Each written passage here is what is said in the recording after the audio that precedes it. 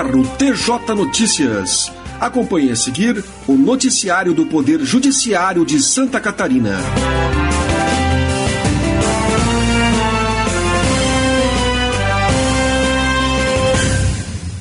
O desembargador César Abreu tomou posse no dia 18 de março, na presidência do Tribunal Regional Eleitoral de Santa Catarina, TRE. A solenidade foi no auditório do Tribunal de Justiça de Santa Catarina, em Florianópolis, e contou com a presença de autoridades das esferas federal e estadual dos três poderes, inclusive ministros do STJ, desembargadores federais e representantes de outros tribunais do país, além de deputados federais, estaduais e prefeitos. César Abreu substitui o desembargador Sérgio Roberto Bas Luz. Após assumir, o desembargador deu posse aos demais integrantes do novo corpo dirigente. O vice-presidente, desembargador Monteiro Rocha, e os desembargadores Marcos Túlio Sartorato e Cid Goulart Júnior, ambos suplentes.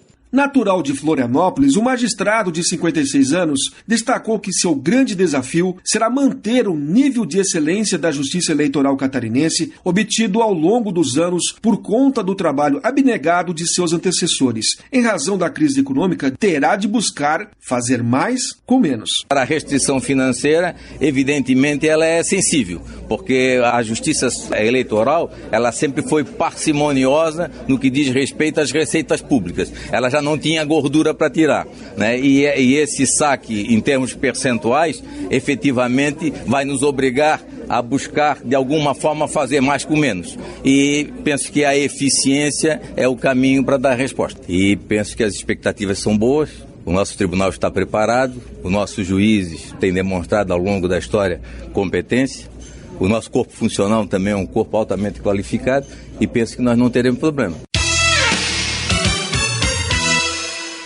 Magistradas catarinenses foram homenageadas pelo Poder Legislativo pelo combate à atuação de facções criminosas em Santa Catarina. A homenagem foi realizada no dia 28 de março, em sessão especial num plenário da Assembleia Legislativa. Foram reconhecidas a desembargadora Marli Mosman Vargas e a juíza Jussara Schittler dos Santos Vandescher. Além de representantes do Ministério Público e da Polícia Civil atuantes na força-tarefa que culminou na condenação de mais de 70 integrantes de facção criminosa, responsável por atentados em diversas cidades catarinenses entre 2012 e 2013. O presidente do Legislativo Estadual, deputado Gelson Merizio, que conduziu a sessão, afirmou que, mais do que apontar nomes, a solenidade tinha como objetivo destacar o trabalho prestado pelo funcionalismo público estadual. As investigações realizadas no âmbito da Operação Salve Geral duraram 3 meses e envolveram números vultosos, como a interceptação de 500 ramais telefônicos, com 80 mil horas de gravações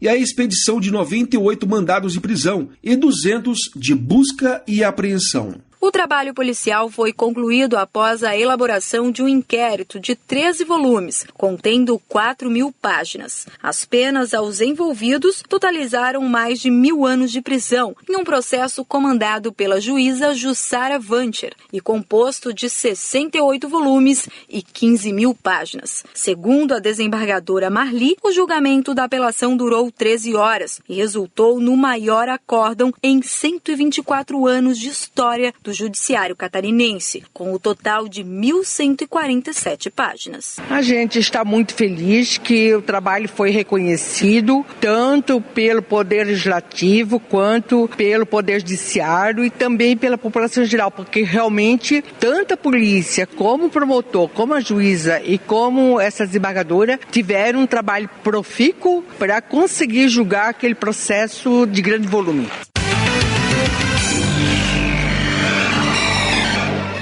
Com a deflagração do segundo ciclo de implantação do processo judicial eletrônico no âmbito do Tribunal de Justiça, os gabinetes vinculados às câmaras de direito público, presidência e primeira vice-presidência já iniciaram a utilização da nova versão do sistema de automação judicial e passaram a operar com o processo eletrônico. A preparação dessas unidades teve início no dia 28 de março, com a capacitação de secretários de Câmara, servidores efetivos e comissionados dos gabinetes de desembargadores. Foi concluída no dia 4 de abril com aulão no auditório do Tribunal Pleno para estagiários, voluntários e residentes judiciais, além de curso destinado aos desembargadores, que se fizeram acompanhar por seus secretários jurídicos. A virada de chave nesses órgãos aconteceu no dia 5 de abril, após a conclusão do processo de migração de dados. A empresa Softplan iniciou o serviço de acompanhamento assistido também para os usuários das áreas administrativas e dos gabinetes afetados pela mudança. Serviço esse contratado pelo Tribunal de Justiça para o projeto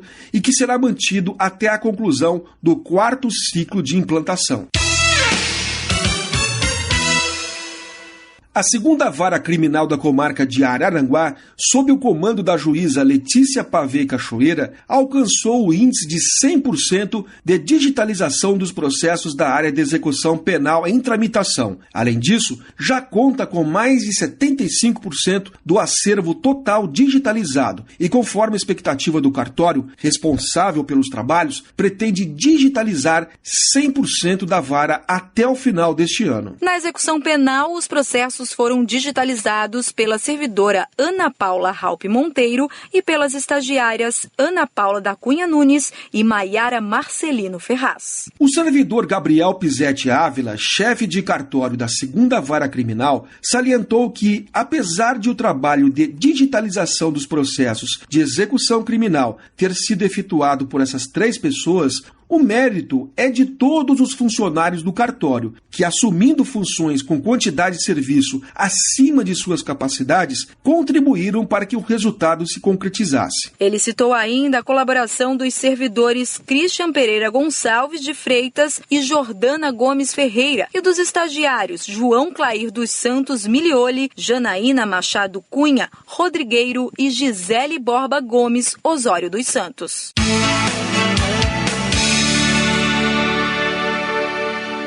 O Museu do Judiciário Catarinense realizou em março uma exposição que retratou a trajetória da Lei Maria da Penha, que completou 10 anos da aplicação no país. A juíza Janine Stiller Martins, do Juizado de Violência Doméstica e Familiar contra a Mulher, destacou. A Lei Maria da Penha ela se aplica exclusivamente para os casos de violência contra a mulher praticados no âmbito doméstico ou familiar, ou seja, aquele tipo de agressão física, psicológica, moral, sexual, praticada por uma pessoa que tem convivência doméstica com aquela vítima ou que tem um relacionamento amoroso que não seja passageiro com aquela pessoa. Para a juíza, a Lei Maria da Penha preencheu uma lacuna importante na legislação brasileira e trouxe à tona questões que necessitam ser discutidas pela sociedade. Foi um avanço muito grande e hoje em dia elas se sentem muito mais protegidas. Claro que o ideal seria que a gente não precisasse ter uma lei específica para defender as mulheres, para protegê-las em decorrência de uma violência doméstica.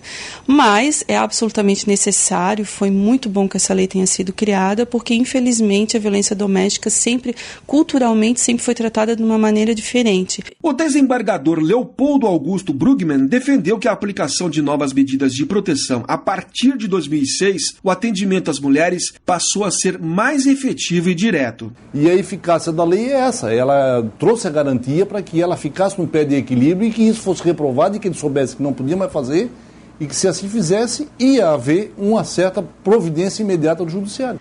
Na exposição, desenhos produzidos por crianças que retratam a realidade de milhares de mulheres no país. A historiadora do Tribunal de Justiça explicou. A gente pensou que seria uma forma muito interessante da gente abordar esse tema, trazendo desenhos de crianças que falam dessa realidade tão dura, mas a gente não queria retratar só a realidade dura, que a gente sabe que existe, né? E também, ao longo desse trabalho, nós vimos que só a punição não basta, que o mais importante é a educação para a mudança desse paradigma cultural. Criada no início do ano, a Secretaria-Geral do Tribunal de Justiça de Santa Catarina está dinamizando as ações estratégicas do Judiciário. Entre as atribuições, a função de analisar e elaborar estudos, propostas e pareceres sobre matérias levadas a exame e decisão do presidente do TJ, como atos de gestão de pessoal, administrativa, orçamentária, financeira e patrimonial, praticados pelos órgãos e setores subordinados a ele, como diretorias gerais, administrativa e judiciária. O juiz Jefferson Zanini é o primeiro ocupante do cargo. A Secretaria-Geral foi criada pelo desembargador Torres Marques, atendendo a uma antiga reivindicação dos juízes. Sempre os juízes entendiam que havia necessidade de que um dos juízes auxiliares, vinculado ao presidente, estivesse supervisionando as atividades administrativas de todo o Tribunal de Justiça.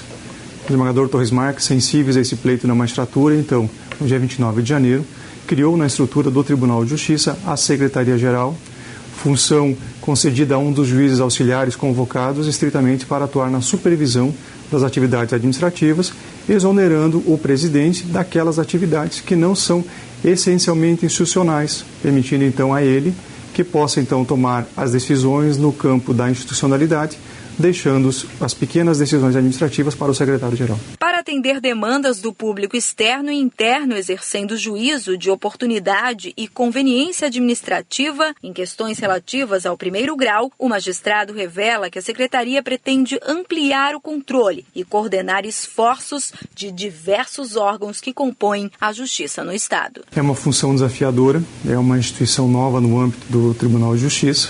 Além da nova atividade, que é desburocratizar todos os processos administrativos, dando agilidade nas decisões essencialmente do primeiro grau, também há um desafio de fazer a estruturação do órgão.